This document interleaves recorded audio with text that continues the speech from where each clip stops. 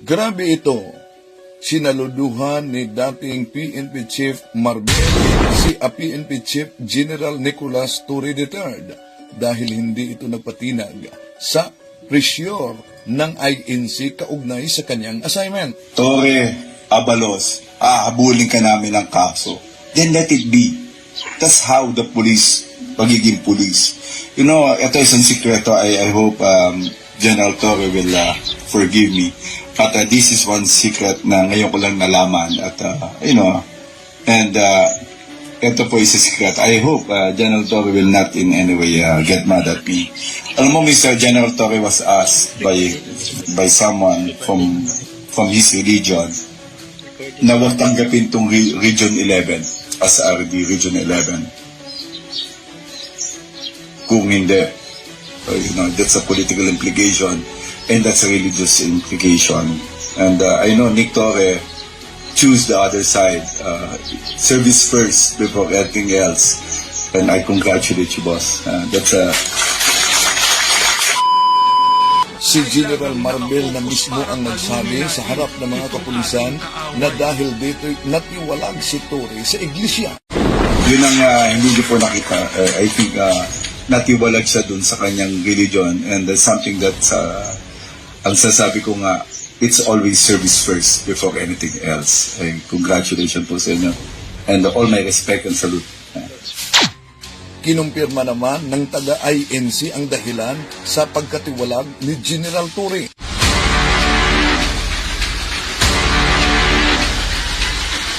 Hindi po totoo. Na? Sapagkat ngayon po, ay hindi po kaanib sa Iglesia ni Cristo si General Torre. Hindi pala. Dati po siyang kaanib sa Iglesia ni Cristo. Dati, ibig sabihin, hindi na ngayon. Hindi na po ngayon. Again, inuulit ko po, si General Torre po, General Nicolas Torre, ay hindi naman na po kaanib ng Iglesia ni Cristo. Dati po siyang kaanib. Ayo. Kasi sa iglesia po ay may pag-aalis no? May tinatawag pong pagtitiwalag. Kapag una, meron ka na labag. Yan. Pangalawa, hindi ka naman naka-aktibo, di ba? Oho. Baka nga, pangatlo, meron ka mga sinuway. Yan. Di ba? Oo. So yun po, sana'y maliwanag na po sa lahat yan. Ano ang ibig sabihin nito?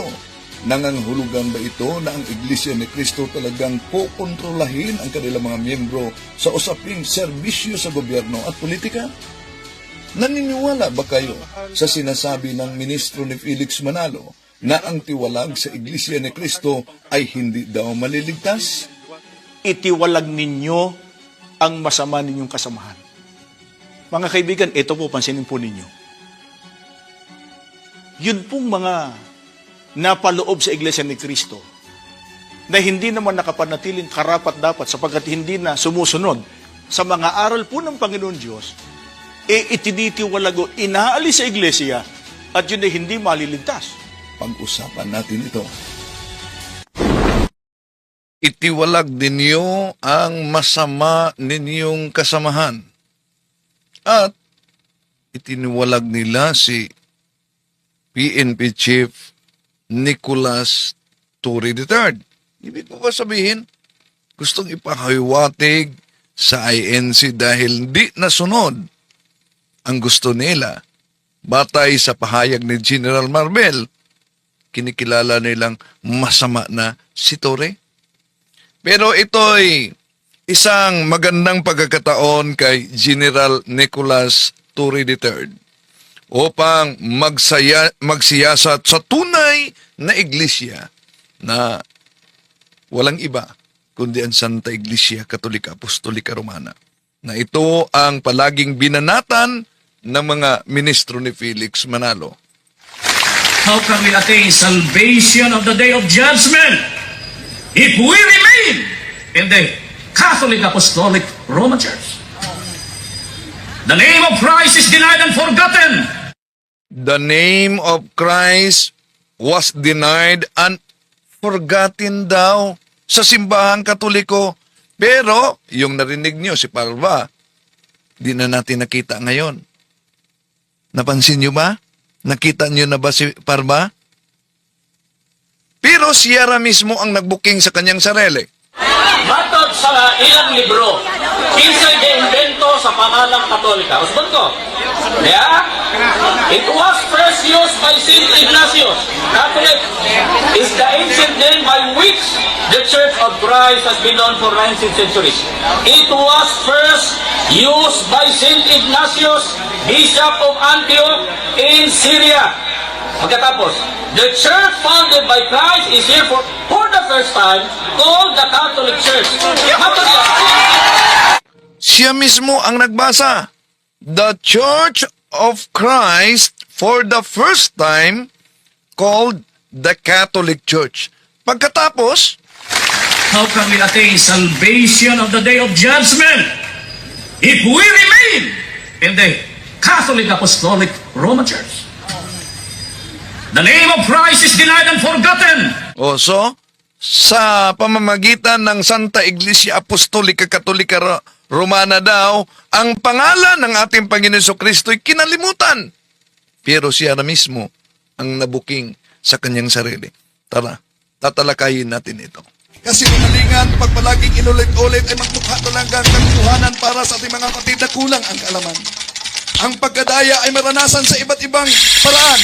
Pero napakasakit pag madaya tayo sa pananampalataya dahil nanganib pati ang ating kaluluwa. Viva Cristo Rey! Pro Dio et Ecclesia! Kumusta? Welcome. Ito yung lingkod, Brad Windel Talibong, muling makasama ninyo sa pagkakataong ito. Sa ngalan sa Catholic Faith Defenders, kasama ninyo ako ngayon mga kapatid. Happy Sacerdotal Anniversary kay Father Darwin Gitgano, ika-10 taon na anibersaryo sa kaniyang ordination sa pagkapari sa tunay na Iglesia ni Cristo na tatag ng ating Panginoon Kristo na makilala sa mga katotohanan na ito ay taglay One Holy Catholic Apostolic Roman Church. Bukas din, ipagdiwang natin at isali natin sa ating prayer ang death anniversary ni Father Richmond Nelo. Naalala nyo ba si Father Richmond Nelo? Siya sana yung haharap sa debate ni Ramil Parba doon sa Nueva Ecija, mga kapatid. Si Father Darwin, ako at ang team natin, sila si Brad Paul Alema, ang mag-assist kay Father Nelo. Pero, habang naghanda siya para sa misa, binarel at napatay sa loob mismo ng kapilya si Father Nelo. Bukas tatalakayin natin ito mga kapatid. Inaniyahan natin ang ating mga suking taga-subaybay. Huwag kalimutan na pindutin ang like sa ating live at huwag ding kalimutang mag-subscribe at pindutin ang bell button para updated kayo sa ating talakayan, mag-comment at i-share ninyo. Pero acknowledge muna natin ang ating mga suking taga-subaybay ngayon na pumasok. Welcome sa inyo. No? Sa lahat nating mga taga-subaybay, Raquel diyan sa Dubai, si Juicy Alcarans, kumusta kayo? Lalo na yung kaibigan nating pari diyan sa St. Mary sa Dubai, no? Si Juicy Alcaraz sa Bulacan, si Aaron, si kapatid na Shadow Kun, Margie Saligan, Leslie Valdez, si Margie Saligan, si Daniel Garcia, si Erlinda Lapay, si Shadow Kun, at sa Christian Vardy, Arthur Sabari, no? Si Muslim Islam. Good evening, Bro Windel, pag-ibig, at si Rebecca Nabong, sa lahat natin mga kapatid na sumusubaybay. Maraming salamat po kay kapatid na Jeffrey Tohino sa Stars, si Vil Aver Love Eli, si Alito Letoy, Joseph Gelio, Emelda Rolion Rada Mazo, sa San Fernando, Romblon. At sa lahat ng mga kapatid na sumusubaybay sa ating live streaming, si RG Diopino diyan sa St. Martin, Villanueva, Misamis Oriental, Clark Opeldesia sa KSA, si Christy Concepcion Sherot sa Pasig, RG Saligan, happy sacerdotal anniversary kay Father Darwin. Rebecca Nabong, happy 10th sacerdotal anniversary Father Darwin. Si Boy Mix TV sa Middle East. Si Adun Budal. Good evening mga brothers and sisters. Happy viewing to all Catholic faith defenders. Si Muslim Islam Clark, meron bang Roman Catholic Church diyan sa Saudi Arabia? Pakisagot. Si Juni Damor, good evening po bro Windel. Si Explorer 21, shout out lahat sa mga Negros Oriental. Si Raquel, si Father Lini Escalada po bro Windel sa yes, si Father Lini Escalada, isang Franciscan, nagkakita kami diyan sa St. Mary. Regards ko. At nagsubaybay si Father natin, Father Lini Escalada, sa isang Franciscan.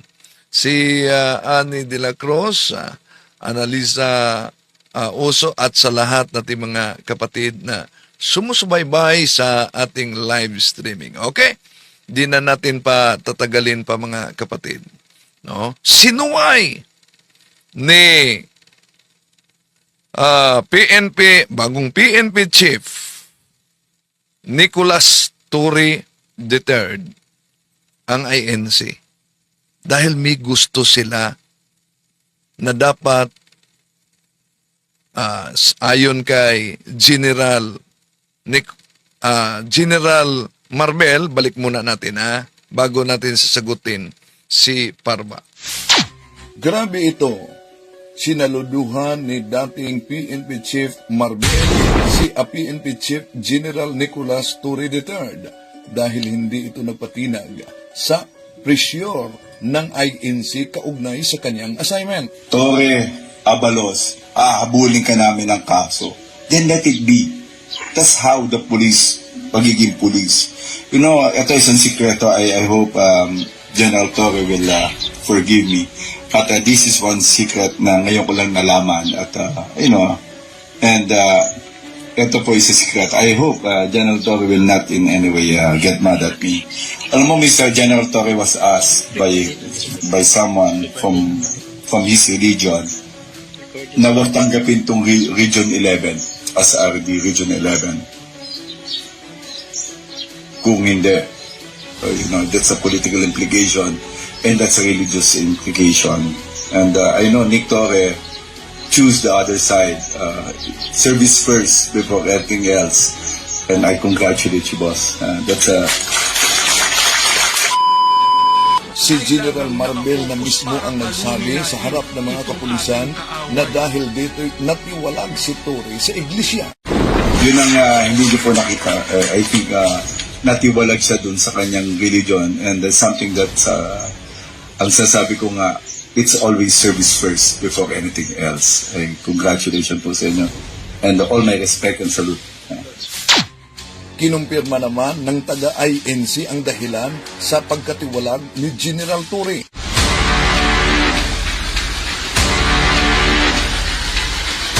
Hindi po totoo. Na? Sapagkat ngayon po ay hindi po kaanib sa Iglesia ni Cristo si General Torre. Hindi pala. Dati po siyang kaanib sa Iglesia ni Cristo. Dati, ibig sabihin, hindi na ngayon. Hindi na po ngayon. Again, inuulit ko po, si General Torre po, General Nicolas Torre, ay hindi naman na po kaanib ng Iglesia ni Cristo. Dati po siyang kaanib. Ayo. Kasi sa iglesia po ay may pag-aalis eh. No? No? May tinatawag pong pagtitiwalag. Kapag no? una, meron ka na labag. Yan. Pangalawa, hindi ka naman naka-aktibo, di ba? Oo. Baka nga, pangatlo, meron kang mga sinuway. Yan. Di ba? Oo. So yun po, sana'y maliwanag na po sa lahat yan. Ano ang ibig sabihin nito? Nangangahulugan ba ito na ang Iglesia ni Cristo talagang pokontrolahin ang kanilang mga miyembro sa usaping serbisyo sa gobyerno at politika? Naniniwala ba kayo sa sinasabi ng ministro ni Felix Manalo na ang tiwalag sa Iglesia ni Cristo ay hindi daw maliligtas? Itiwalag ninyo ang masama ninyong kasamahan. Mga kaibigan, ito po, pansinin po ninyo. Yun pong mga napaloob sa Iglesia ni Cristo na hindi naman nakapanatiling karapat-dapat sapagkat hindi na sumusunod sa mga aral po ng Panginoon Diyos, itinitiwalag o inaalis sa Iglesia at yun ay hindi maliligtas. Pag-usapan natin ito. Okay. So, itiwalag ninyo ang mga masasama ninyong kasamahan. Ibig ba sabihin, dahil si General Torre ay natiwalag, kinikilala ng INC na tatag ni Felix Manalo na masamang kasamahan nila dahil lang sa ayon kay General Marvel, di sinunod ang payo na wag daw tanggapin ang kanyang assignment sa Region 11. Pero mas napakaganda naman pag matiwalag sa iglesyang tatag ni Felix Manalo, mga kapatid. Dahil ito'y isang pagkakataon sa paghanap at pagsayasap sa tunay talaga na iglesia tatag ng ating Panginoon Jesucristo. At alam nyo naman yan, kung anong iglesia ang tatag ng ating Panginoong Jesucristo na mismo ang mga ministro ni Felix Manalo ang nagpatunay na ano daw ang iglesyang tatag ng ating Panginoong Jesucristo. Walang iba, kundi pakinggan natin ang mga ministro ni Felix Manalo. Mali po ang pagkaunawa nitong si Talibong. At ang Iglesia Katolika bilang isang organisasyon o samahang pangrelihiyon, yan po ang organisasyon. Pagka sinusi pabalik, yan ang dating Iglesia ni Cristo. Yan ang dating Iglesia ni Cristo. Yan ang dating Iglesia ni Cristo.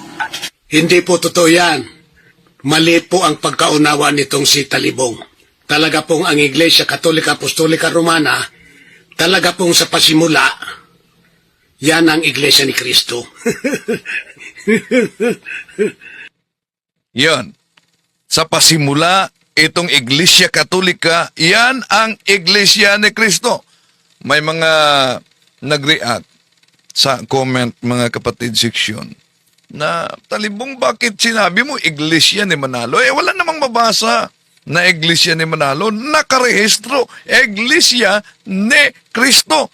Totoo naman, ang nakarehistro, Iglesia ni Cristo, sa Articulos de Incorporación para Pol 4, Aquilos Fundadores de esta Asociación son Felix Manalo, that the founders of this organization, isa na si Felix Manalo. Pero, dahil si Manalo, ito'y tinatawag na Iglesia ni Manalo. Nakasulat yan kahit sa Pasugo Magazine na inilabas noong January, Pebrero 1980 na ang may akda ay si Bida Abulok. Ito po ang ating mabasa. Now, the problem of many people is the Church of Christ, Iglesia ni Cristo, in the Filipino vernacular, which emerged in the Philippine government. And July 27, 1914 ito. Sandali, 1914. Ito ang mabasa natin, mga kapatid. 1914. So, ano daw ang sabi? Lumitaw sa 1914 at dahil lumitaw sa 1914, tuloy natin mga kapatid. These people believe that the founder of this church was our late Brother Y. Manalo. So, they call it Church of Manalo or Iglesia ni Manalo. Dahil si Felix Manalo ang nagtatag, so kaya nga, tinatawag na Iglesia ni Manalo. Kung napansin ninyo mga kapatid, isa sa mga pinagtutulan ng mga ministro na ang Katoliko ay hindi tunay na iglesia. Una, ginagamit nila ang Aklat Katoliko, Discourses of the Apostles' Creed. Bakit? Noong taong 1870 sa Vatican Council daw, idiniklara ng konselyo na One Holy Catholic Apostolic Roman Church. Kaya 1870 lang lumabas ang opisyal na pangalan. Pakinggan natin si Parba. Masahod ako. Kining libro, Apostles' Creed, giingon diri. In 1870, 19th century na, at the Vatican Council, the name Roman Catholic Church was proposed, but it was rejected. The bishops assembled unanimously decided upon this official name, the Holy Catholic Apostolic Roman Church. 1870 lang ng tibuok pangalan ang Iglesia Katolika Apostolika Romana. Yan. 1870 lang daw. Kaya kung 1870 na ideklara ng simbahang Katoliko, di ang conclusion na wala sa Biblia. Di dapat paniniwalaan. Sana wala kayo at hindi kayo maniniwala sa Biblia. Bakit ang Biblia ay produkto sa deklarasyon ng simbahang Katoliko? Di po ba, para sa mga ministro, wala naman silang sariling Biblia? Pakinggan natin si Parba. Wala ro ng Biblia. Ang una, kaya natin. Ano daw? Wala ro tayong sariling salin ng Biblia. Ang una, kaya natin na gumawa ng sariling salin ng Biblia. Kaya natin, kapatid na Michael. Pero hindi po ginagawa yon ng Iglesia ni Cristo. Ang dahilan, kapatid na Michael, iyon nga mismong mga Biblia ang isinali nila na ating ginagamit. Hindi nga nila halos paniwalaan pag tayo ang gumagamit. Di lalo namang hindi nila tatanggapin kapag yan ay salin ng Iglesia ni Cristo. Tikalawa, hindi naman po komo ang isang relihiyon, tulad ng Iglesia Katolika, hindi naman komo ang isang relihiyon, mayroong sinaling Biblia, gaano mang karami yan, hindi katibayan yan na yan ay totoo o tunay na relihiyon. Yan, mga kapatid, ang palusot ng mga ministro. Una, wala silang sariling salin ng Biblia. Ang Katoliko, maraming salin. Di daw umano batayan na dahil ang Katoliko, maraming salin na Biblia, ay tunay na. Imagine, ang nagsalin, hindi tunay para sa kanila, sila na walang salin at nakibasa, nagiging tunay na. Kunti naman common sense, di po ba? Bakit? Pag ang argumento nila 1870 na ideklara ang One Holy Catholic Apostolic Roman Church, therefore, di dapat paniniwalaan. Ang sabi ko, huwag kayong maniniwala sa Biblia. Bakit? Ikunting na natin ang kanilang Pasugo Magazine. Wala silang sariling Biblia, di ba? Narinig ninyo? Ito ang mabasa sa kanilang Pasugo Magazine. Hunyo 1951, page 27. Ang Konsilyo ng Trento noong 1546 ay nagpapahayag na ang lahat na aklat ng matanda at bagong tipan ay nasa Bibliang Katoliko ay mga banal at naaayon sa batas. See? Kilan idineklara sa Konsilyo ng Trento 1546? Ibig ba sabihin, dahil idineklara ng simbahang Katoliko sa taong 1546, ang Biblia di dapat paniniwalaan dahil ito'y naideklara sa pamamagitan ng otoridad ng simbahan. Hindi lang yan. Ito pa ang sabi ng kanilang Pasugo Magazine, mga kapatid. Tuloy natin. Ang batas ng Iglesia Katolika na mataimtim at maingat na sinisiyasat at tinitiyak ng konselyo ay siya ring nasa mga talaan ng mga banal na aklat na inihayag ng mga konselyo ng Florencia noong 1441, Cartago noong taong 397, Hippo noong taong 393, Laodicea noong taong 363, at ng mga Papa Inocencio noong taong 401, Hormidas noong taong 514, 523, Gelasius noong taong 492, 496, at ng Papa Damaso noong taong 360. Nasa kanilang pasugo magasin na kahit ang formation sa Biblia pala ay unti-unting inihayag sa pamamagitan ng kapulungan ng konsilyo ng Simbahang Katoliko. Ang tanong, ba't tinanggap nila ang Biblia na bunga sa deklarasyon ng Simbahang Katoliko? Dahil para sa kanila mga kapatid, sola scriptura, Bible alone. Dapat ang nakasulat lamang sa Biblia ang paniniwalaan. Ang di mabasa sa Biblia ay di dapat paniniwalaan. Tanong, wala namang mabasa sa Biblia na natalikod ang unang iglesia. Di po ba? Pero ba't itinuro nila yan? Tanong, ang unang mga Kristiyano ba sa panahon ng mga apostol, di ba sila nagsagawa ng pagpupulong? At kung ano man ang kanilang napasyahan sa pagpupulong, di ba nila sinabi na ito ang sundin ninyo? Tulad lang ba sa mga Iglesia ni Cristo na dapat mabasa sa Biblia at pasugong magasin? Tingnan po natin mga kapatid ang gawa ng mga apostol, Kapitulo 16, versikulo 4. Ito po ang mabasa. Sa bawat lungsod na kanilang dalawin, ipinaalam nila sa mga kapatid ang pasya ng mga apostol at mga pinuno ng iglesia sa Jerusalem at inootos na sundin iyon. Ano daw? Yung pasya sa pagtitipon sa konselyo ng Jerusalem, ipinaalam at sundin yon. Kaya nga, sino ba ang merong kaugnayan talaga at nagpatuloy na konselyo? Ang Simbahang Katoliko.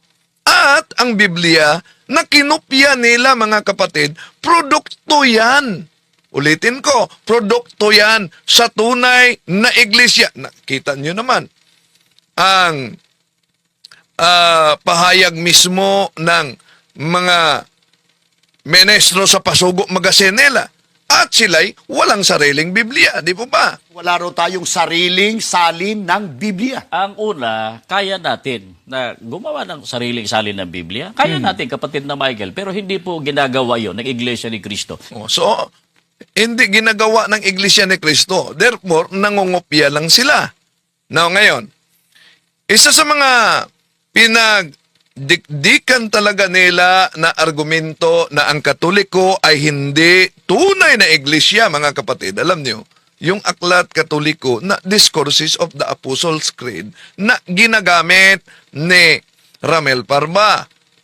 At sa, iwan ko kung ngayon, sino na ang kapalit ni Ramel Parba na national debater nila, no? Kung merong public debate. Matagal na, walang naganap na public debate sa INC, di po ba? Pero welcome na welcome kung may invitation na makipagdebate ang mga ministro dahil meron sanang debate yung kay Father Richmond Nilo doon sa kanilang diocese. At ako, si Father Darwin at mga kasama si Brad Eric Romero, si Brad Paul Alema ang mag-assist kay Father Richmond Nilo. Pero Hunyo 10, habang nagmimisa siya sa loob ng kapelya, binarel at napatay. Kaya nagpunta talaga kami doon, mga kapatid. So bukas, ang anibersaryo ni Father Richmond Nilo. Balikan muna natin si Parma sa aklat katolikong ginagamit nila. Basahon ako. Kining libro, Apostles' Creed. Giingon diri. In 1870, 19th century na, at the Vatican Council, the name Roman Catholic Church was proposed, but it was rejected. The bishops assembled unanimously decided upon this official name, the Holy Catholic Apostolic Roman Church. 1870 lang ng tibuok pangalan ang Iglesia Katolika Apostolika Romana. Oh, yan ang argumento nila, mga kapatid. 1870 lang lumabas ang Santa Iglesia Apostolika Katolika Romana. At paulit-ulit sa ibang mga debate na noong wala pang 1870, wala pang Santa Iglesia Apostolika Katolika Romana. Uy, research naman pag may time. Bakit? Masupalpal kayo sa aklat na ang may akda ay si Felix Manalo. Di nyo ba alam kung ang argumento nila dahil 1870 idiniklara, therefore, wala pang 1870, wala pang Iglesia Apostolika Katolika Romana, pero di nyo ba alam ang aklat ni Felix Manalo na ang pagmagat ay ang sulo sa ikatitiyak sa Iglesia Apostolika Katolika Romana sa pahina 29-30. Ito po ang ating mabasa.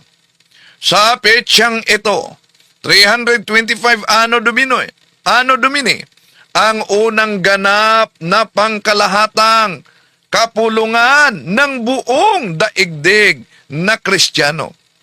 Sa pulong na ito, sumipot ang bagong relihiyon na siyang pinamagatang Iglesia Katolika Apostolika Romana. Aklat yan ni Felix Manalo. Ngayon, kung sasabihin nila, mga mahal na kapatid, na ang Katoliko ay lumabas lang sa taong 1870. 1870, kaya itinatag umano ng mga obispo. Imagination lang nila yan. Ano po ba ang iniwasan nila sa naturang aklat na binasa? Ito kasi ang iniwasan. In 1870 at the Vatican Council, the name Roman Catholic Church was proposed. But it was rejected. The bishops assembled unanimously decided upon this official name, the Holy Catholic Apostolic Roman Church, as descriptive of Christ Church. See? Ano daw? Ang One Holy Catholic Apostolic Roman Church ay paglalarawan sa tunay na iglesia. And remember, the four marks of the true church founded by Jesus Christ, which is one Holy Catholic and Apostolic Church, were not explicitly declared in one single moment, but were gradually revealed and understood through the church history. Ito po'y nagpapahiwatig, mga kapatid, sa tinatawag na theological development. And this theological development is connected to the church role as the living, evolving entity guided by the Holy Spirit.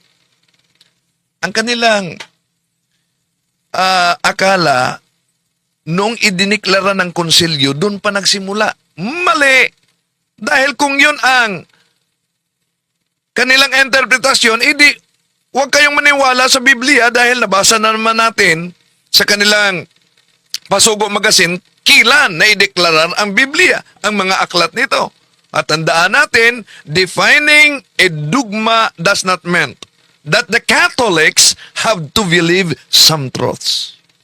It means only that the church now thinks it necessary to state the truth in clear terms. Kaya, yung deklarasyon, mga kapatid, sa simbahang Katoliko, hindi ibig sabihin na doon nagsimula. Idiniklara lang ng simbahang Katoliko ang di mabagong katotohanan. Pero alam nyo, may ginagamit silang aklat Katoliko, pinagputol-putol. At kaya nga, meron tayong kopya nitong aklat na ito, mga kapatid, no? Dahil pinuputol-putol. Paghaharap sa debate, at alam natin, meron naman silang mga bagong mga aklat na posibleng gagamitin. Yon, paghandaan din natin. Noon, grabe, masigasig talaga sila mag-invite ng debate, public debate. Ano ba ang aklat na ginagamit nila, mga mahal na kapatid? Gamit ang aklat Katoliko. Alam nyo ba kung anong aklat yan na ginagamit ng mga INC? So, una, ginagamit nila itong aklat ni Monsignor Abriol. Pero pinutol. Eto. O ang sa gisulti sa pare, diya. Ang wikang Katolika, libro ito ng pare, ay salitang Griego. Ang ibig sabihin ay pandaigdig o pangkalahatan. Bagamat hindi ginamit ng Panginoon ni Kristo at ng mga apostoles ang katagang ito.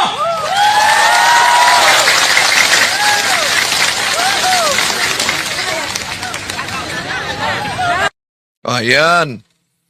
Napansin nyo, ginamit nila sa cross-examination, yan, ang taktika nila. Paniniwalaan ba ninyo itong nakasulat sa otoridad Katoliko sa aklat ninyo na ang salitang Katoliko ay di ginagamit ng Panginoong Hesus? Ito ang tanong ni Parba sa debate nila ni Father Darwin. Pero, anong nangyari? Abay, sa Cebuano pa, sakspan! Huling-huli! Dahil may karugtong. Hanggat mo itong libro, pare, ang wikang Katoliko ay salitang Griego. Ibig sabihin, pangkalahatan. Bagamat hindi ginamit ng Panginoon o ni Kristo at ng mga apostol ang katagang ito. Tanggap mo to, hindi? Oo na nga, ay inon ako kaganina ha. Nga rin na to potlon. Oo, natubag ko Mr. Moderator. Atong tiwason. Tiwason na to. Kay ay incomplete man. No words, no signs. Ningon din bagabat hindi ginamit ng Panginoon at ng mga apostoles. Di man i-period, kama man eh. Anong imo mang i-period? Mo nang ma-period imong pagsabot. Padayon. Katagang ito ang diwa ng kanilang mga gawain at utos ay Katolika o pangdaigdigan at pangkalahatan. Inyong gawing alagad ang lahat ng bansa. So klaro, Catholic. Iritso lang lagi basa. Mo lang aaron makumpleto, parang dili ma-incomplete ba? INC. Yan, huling-huli ni Father Darwin, mga kapatid. No? At ni-research talaga nila gamit itong mga aklat Katoliko, itong mga aklat na ito, no? Na ginagamit nila para pinag-chap-chap talaga nila ang Katoliko. Dahil una, yung aklat na ginagamit na the word Catholic was first used by St. Ignatius, Bishop of Antioch. Balikan muna natin, mga kapatid. Matod sa ilang libro, kinsay gi-invento sa pangalang Katolika. Usbon ko. Yeah? It was first used by Saint Ignatius. Catholic is the ancient name by which the Church of Christ has been known for 19 centuries. It was first used by Saint Ignatius, Bishop of Antioch in Syria. Pagkatapos, the church founded by Christ is here for the first time called the Catholic Church. Saint Ignatius invented the name. Okay. Una, paulit-ulit nilang binanggit mga kapatid na St. Ignatius invented the name.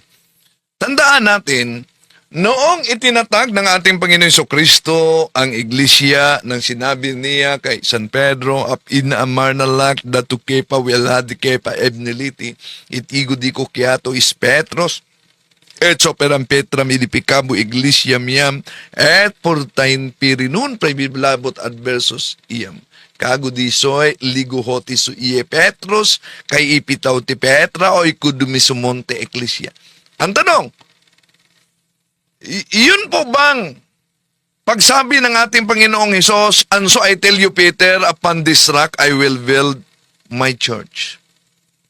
Sino ang nag-imbento sa tinatawag na distinctive name, paglalarawan sa simbahan na yan, Roma 16:16, na tinatawag All Churches of Christ. Sino? Di po ba si San Pablo? Dumaan ang ilang mga taon bago tinawag ni San Pablo na Churches of Christ. Ibig po ba sabihin dahil inimbento ni San Pablo ang Churches of Christ sa Roman 16:16, si San Pablo na ang founder? Ngayon balikan natin. Sino ba si San Ignacio na paulit-ulit na binanggit ng mga ministro? Dapat alam ninyo mga kapatid. Sino si San Ignacio? Ito po sa napakalumang aklat na ang pamagat ay The Church and the New Testament sa pahina 229. Ito ang ating mabasa mga mahal na kapatid. The work had been taken on by successors long before the death of John, but the sub-apostolic age only really begins when the revelation of the apostles closes. Probably, the most outstanding figure of this time, immediately after the apostles, is Ignatius, the second bishop of Antioch, after the departure of St. Peter for Rome. He had been a disciple of St. John at Ephesus, together with St. Polycarp, who became bishop of Smyrna. Ano daw? Sino daw si San Ignacio? Malinaw ang nabasa natin sa kasaysayan sa aklat mga kapatid. Si San Ignacio ay alagad at disipulo ni San Juan. So, sa pagbanggit nila na the word Catholic was first used by St. Ignatius, Bishop of Antioch, abay, nagpapahiwatig mga kapatid, na ang simbahang Katoliko talaga ang may kaugnayan sa iglesyang tatag ng ating Panginoong Hesukristo. Kaya napansin nyo naman, binanggit mismo ng mga ministro ni Felix Manalo, di po ba? Na ang Iglesia Katolika sa pasimula ay siyang unang iglesia ni Kristo. Okay. So, balikan natin. St. Ignatius, siya ay disipulo ni San Juan. Kaya diyan pa lang mga kapatid, makita natin na ang simbahang Katoliko ay may kaugnayan talaga sa kasaysayan sa mga apostol. ang paggamit ng INC sa mga aklat katoliko na mabasa ang Iglesia ni Cristo at inaagaw nila, yun po'y pag-i-squat sa katotohanan. At, hindi lang yan, ginamit pa nila ang iba pang aklat katoliko. Itong aklat katoliko na The Creed, parang The Creed ang ginagamit dito ni yan. Dahil sa salitang apostolic, pakinggan natin. Nya kanang terminong apostolika. Diyan man nagidugang. Tanaw niyo ha, mura digya simbol nga kawan, bisikleta. Dili ko na personal ha. Di mo ko ba mo-invento og sakyanan ka jeep. Bisikleta na ko hibawan. O diyan. Ginoon dire, pahina sa 62. Diin naman po gidusok, gisulot kanang terminong apostoliko. Libro ni sa Simbahan Katolika. Ginoon dire, ang Credong Nicea, Nicene Creed. Yan ay 325 AD. Sa konsilyo sa Nicea, yung Nicea, yan ang Iznik, Turkey. Karon, ang salitang apostoliko ay idinagdag sa pagsasalarawan sa simbahan. Diin gidugan ng terminong apostoliko. 325 lang na, konsilyo sa Nicea. So, Katolika, almost year 110. 325, apostolika. Okay, yun.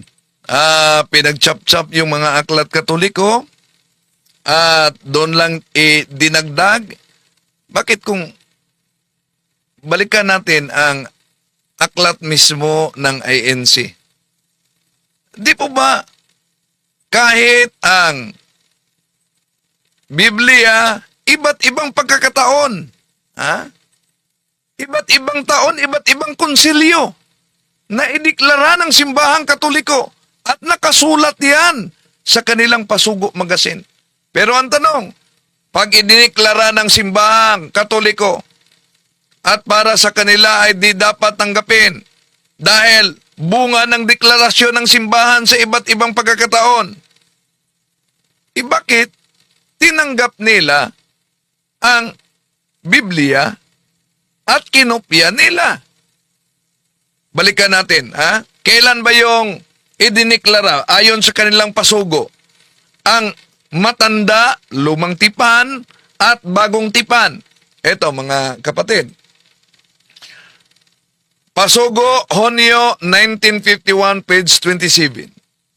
Ang konsilyo ng Trento noong 1546 ay nagpapahayag na ang lahat na mga naaklat ng matanda at bagong tipan ay nasa Bibliang Katoliko ay mga banal at naaayon sa batas. Nasa Pasugo Magazine nila yan. Ano daw? Ang mga aklat sa bagong tipan at sa lumang tipan, sa matandang tipan, ay idineklara ng Simbahang Katoliko na ito'y mga banal at naaayon sa batas. Ibig ba sabihin, kung ang kanilang argumento na ang One Holy Catholic Apostolic Roman Church ay idineklara, so therefore doon nagsimula ang naturang pangalan? Hindi. Idineklara lang ang di mabagong katotohanan. Tulad sa nabasa natin sa kanilang Pasugo Magazine na ang Konsilyo ng Trento noong 1546 ay nagpahayag na ang lahat na aklat ng matanda at bagong tipan na nasa Bibliang Katoliko ay mga banal at naaayon sa batas. Ngayon, kung ang argumento nila noong 1870, lumabas ang One Holy Catholic Apostolic Roman Church.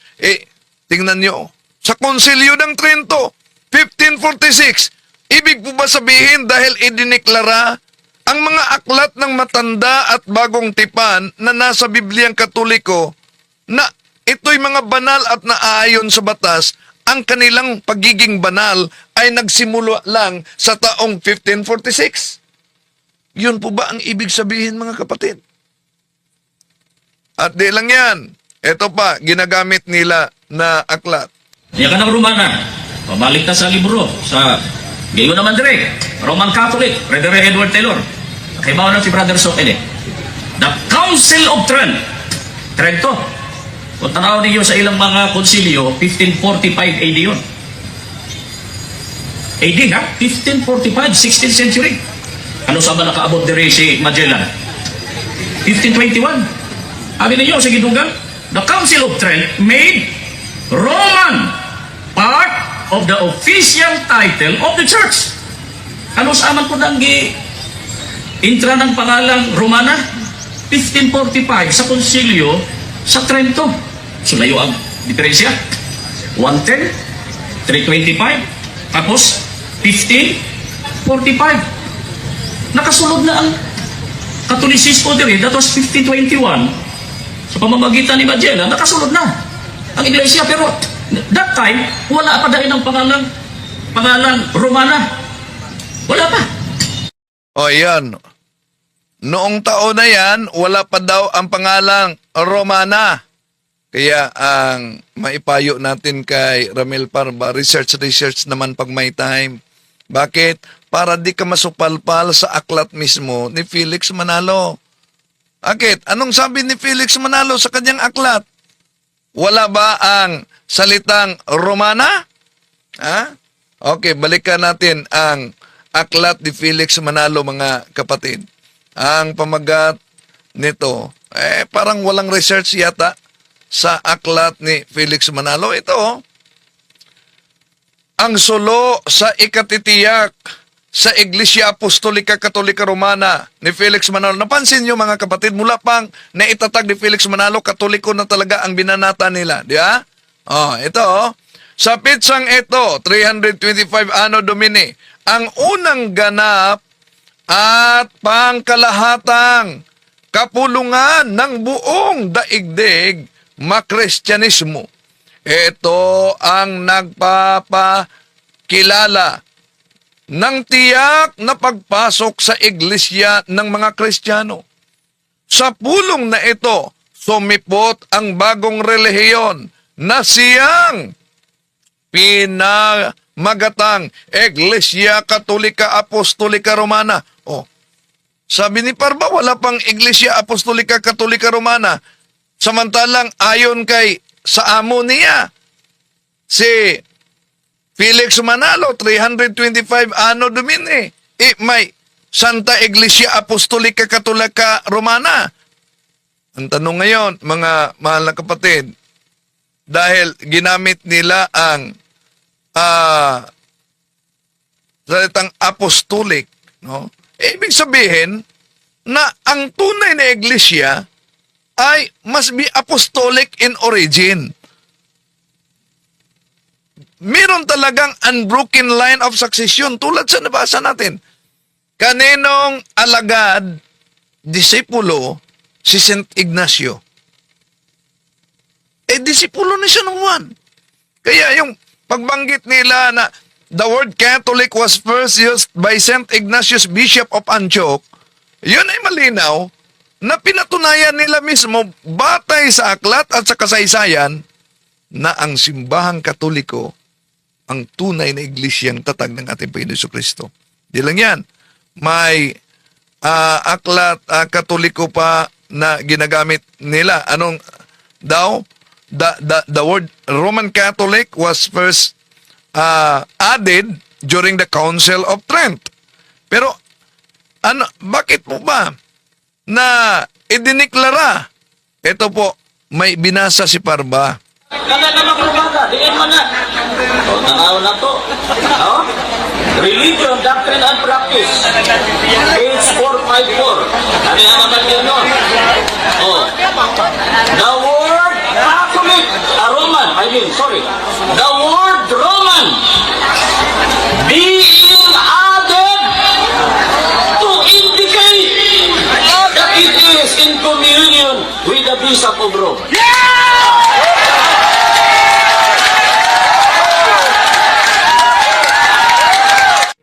Ayan, di malinaw. Sa binasa niya, the word Roman being added to indicate Napakalinaw yung binasa ni Parva, kaya nagsisigawan ang mga tao, mga kapatid, sa binasa niya. Ano daw? Okay, balik muna natin ang binasa ni Parva. Kaya naman ko bata, diin mo na. O, tanaw na to. No? Religion, Doctrine and Practice. Page 454. Ano yan naman yun, no? O, the word Catholic, the word Roman being added to indicate that it is in communion with the Bishop of Rome.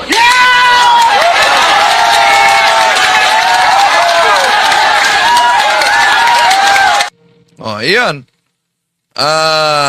Diyan pa lang mga kapatid, makikita na natin na ang simbahang Katoliko talaga ang pinatunayan mismo. Bakit? Wala namang binanggit at di nyo marinig sa mga ministro ni Felix Manalo. Di nyo marinig talaga na na ang simbahang Katoliko ay tatag lamang ng tao at wala silang mabasa na referensya na maituro kung sinong tao ang nagtatag nito. Kaya sa mga kapatid natin na nasa Iglesia ni Cristo tatag ni Felix Manalo, ito ay isang pagkakataon, huwag niyong isarado ang inyong isipan. Buksan ninyo ang inyong isipan. Kung ang argumento ni Romel Parva at mga ministro 1870 na ideklara ang One Holy Catholic, therefore hindi dapat paniniwala. Nasa pasugo din niyo. Kailan na ideklara ang Biblia sa simbahang Katoliko?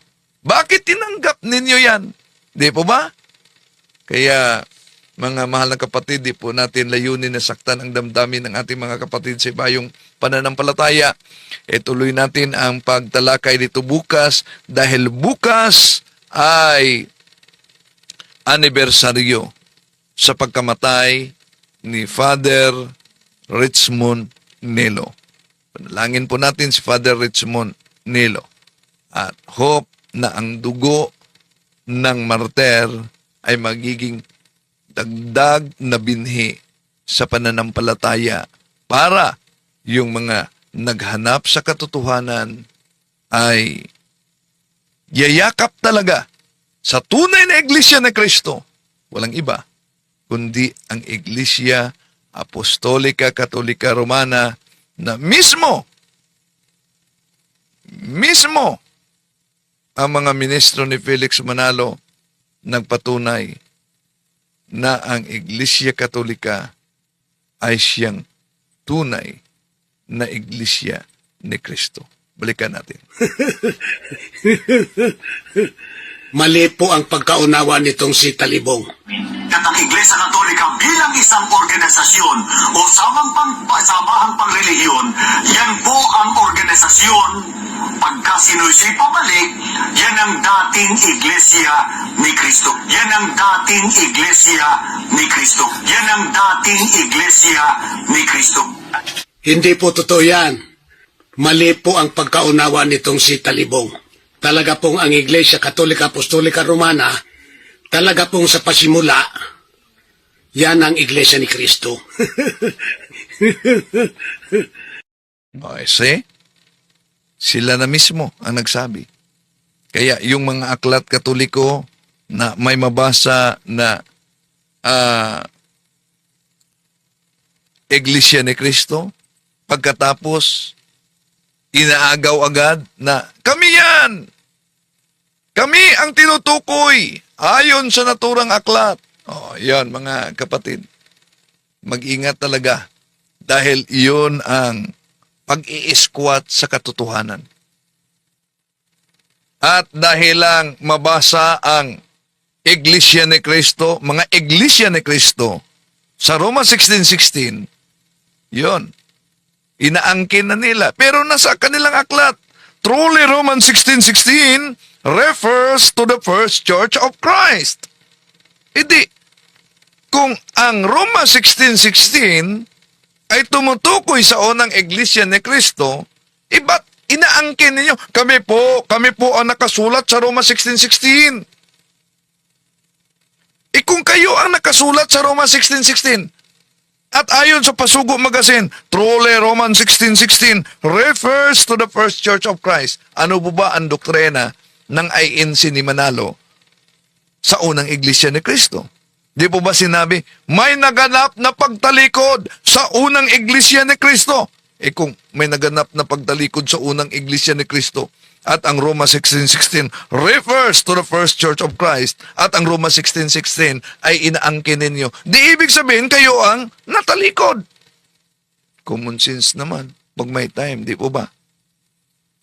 So, ang mga iglesia ni Kristo, Roman 16:16, kabilang yan sa maraming example sa descriptive terms. Hindi yan kailan naging proper name sa Biblia. Para lang sabihing official name.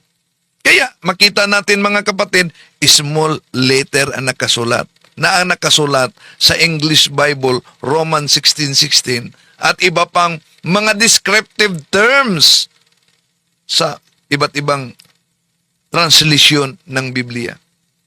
Tapos sasabihin nitong mga mangangaral sa Iglesia ni Cristo dito sa Pilipinas na pangalang opisyal ang Iglesia ni Cristo sa Biblia.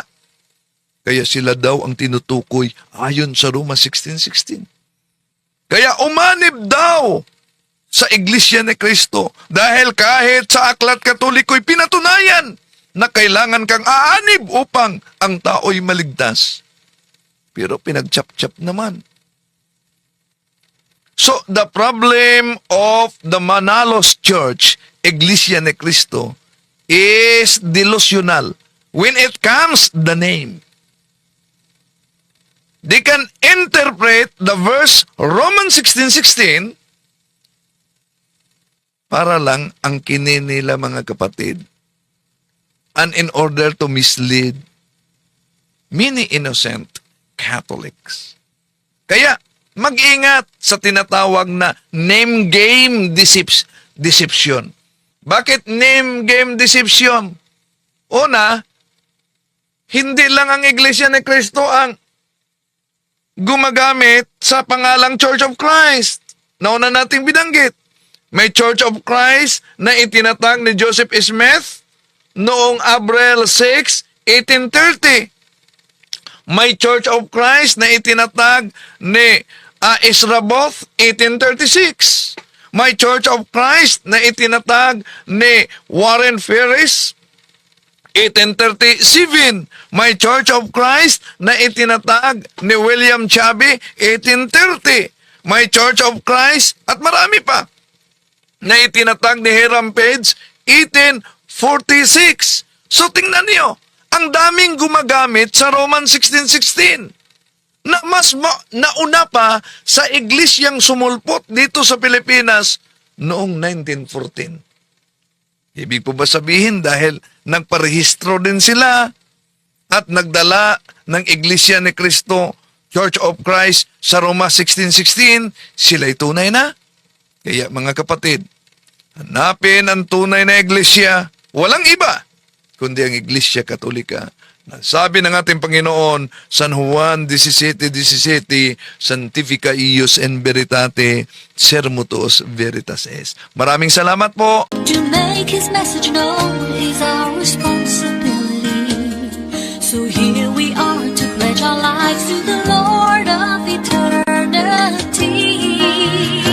I am Catholic, I am alive, I am the gospel.